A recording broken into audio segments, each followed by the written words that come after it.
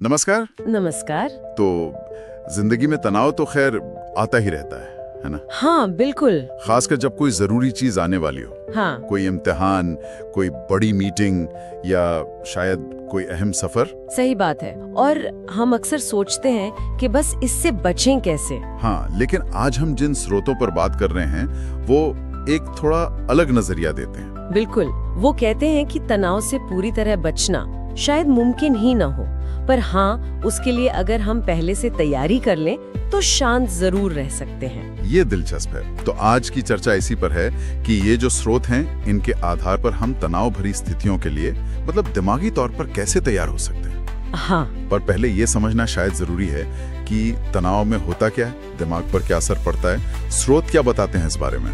देखिए, स्रोत बताते हैं कि जब हम दबाव में होते हैं, स्ट्रेस में होते हैं, तो बॉडी एक हार्मोन छोड़ती है, कॉर्टिसोल। अच्छा। और इसका सीधा असर हमारी सोच पर पड़ता है। हमारा जो ध्यान है, फोकस, वो एकदम सिकुड़ जाता है। हाँ। हम बड़ी तस्वीर मतलब ओवरऑल सिचुएशन देख ही नहीं पाते। और फिर अक्सर क्या होता है, जल्दबाजी में फैसले ले लेते हैं। हाँ, पैनिक मोड में। बिल्कुल।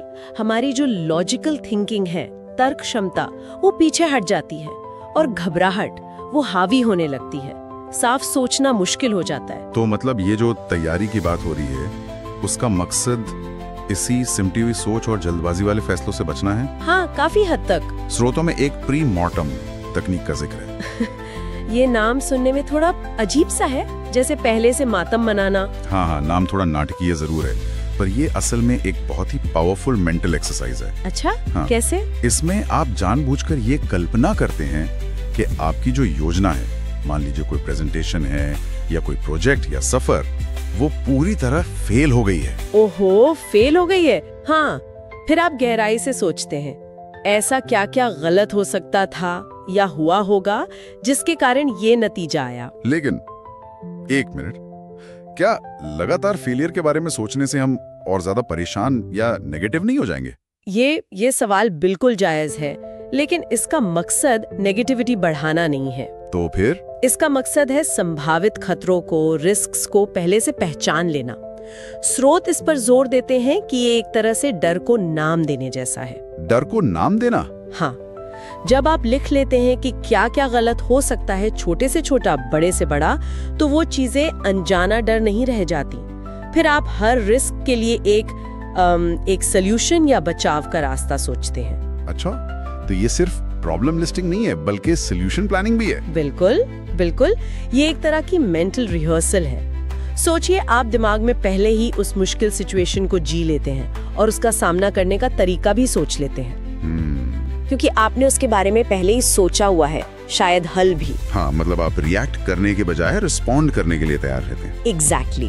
आपकी सोच चिंता से हटकर कंट्रोल की भावना की तरफ जाती है। ये तो सच में काफी काम का लग रहा है। अच्छा, इसके अलावा स्रोत कुछ बचाव की आदतों या डिफेंसिव हैबिट्स की भी बात करते हैं। ये क्या है? हाँ, ये वो छोटी छोटी रोजमर्रा की आदतें हैं जो तनाव के समय में बहुत बड़ा सहारा बन सकती हैं। जैसे कि अपनी जरूरी चीजों के लिए घर में एक तय जगह बनाना, चाबियां, वॉलेट, फोन, चार्जर। अच्छा हाँ, ताकि ऐन वक्त पर ढूंढना ना पड़े। बिल्कुल। इससे वो जो लास्ट मिनट की भागदौड़ और घबराहट होती है ना, वो कम होती है। और शायद डिजिटल बैकअप का भी जिक्र था। जी हाँ, अपने जरूरी कागजात जैसे पासपोर्ट, टिकट, आईडी प्रूफ, इनकी डिजिटल कॉपी फोन में या क्लाउड पर सेव करके रखना।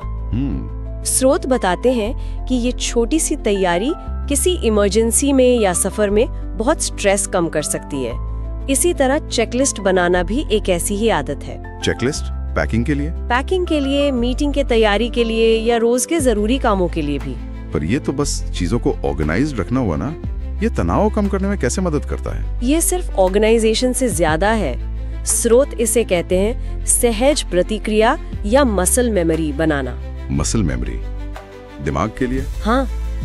सोचिए, जब हम बहुत ज्यादा तनाव में होते हैं तो दिमाग ठीक से काम नहीं करता, याददाश्त धोखा दे सकती है। हाँ, ये तो होता है। लेकिन ये आदतें अगर पक्की हो जाएं, तो हम बिना ज्यादा सोचे समझे लगभग ऑटोमेटिकली सही काम कर लेते हैं।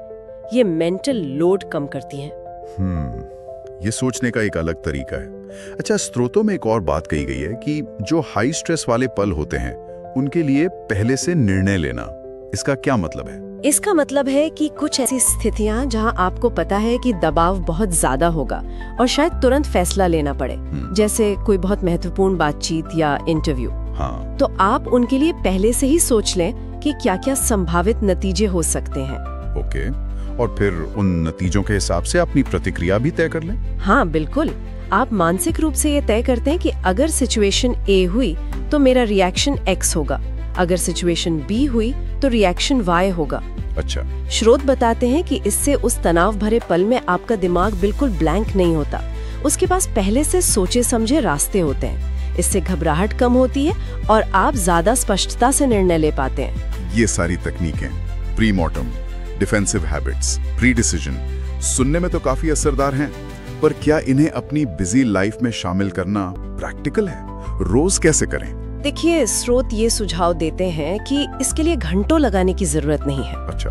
किसी भी बड़े या तनावपूर्ण दिन से पहले सिर्फ 10 मिनट निकालकर भी प्री मॉर्टम की प्रैक्टिस की जा सकती है। सिर्फ 10 मिनट? हाँ, बस शांति से बैठकर सोचें, क्या गलत हो सकता है, क्यों, मैं इसे कैसे रोक सकता हूँ या इसका सामना कैसे करूंगी। और इसके फायदे क्या होंगे इस 10 मिनट के अभ्यास के?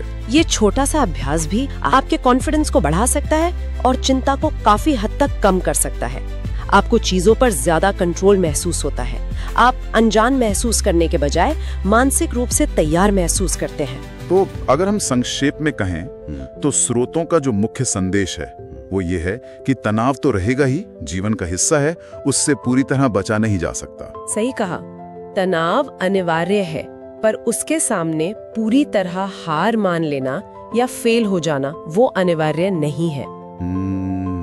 ये जो मानसिक अभ्यास हैं, बचाव की आदतें हैं, पहले से योजना बनाना, ये हमें शांत और तैयार रहने में मदद करते हैं। ये हमें अनपेक्षित स्थितियों का सामना करने की ताकत देते हैं। ये वाकई बहुत ही सशक्त करने वाला विचार है। चलिए, सुनने वालों के लिए एक सवाल छोड़ते हैं। जरूर। क्या हो अगर हम तनाव को एक दुश्मन की तरह देखने के बजाय उसे तैयारी करने के लिए एक चेतावनी या एक सिग्नल के रूप में देखें? हाँ, एक अलर्ट की तरह। बिल्कुल। तो ये नजरिया हमारी रोजमर्रा की चुनौतियों का सामना करने के तरीके को कैसे बदल सकता है, इस पर सोचिएगा जरूर।